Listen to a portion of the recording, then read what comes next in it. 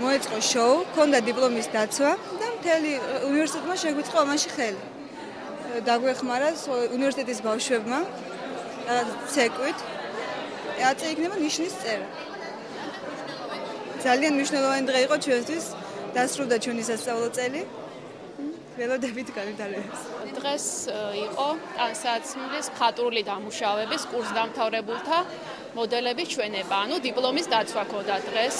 ისინი სწავლობდნენ 2 წელი და აი თავისი ნაშრომი წარმოადგენს დღეს შოუს სახით, რომელშიც მონაწილეობა მიიღეს არა მარტო მოდელებმა, არამედ სხვა კურსელებმაც, ესენი მსახიობები იყვნენ, მუსიკოსები და ამით გაალამაზეს ეს საღამო.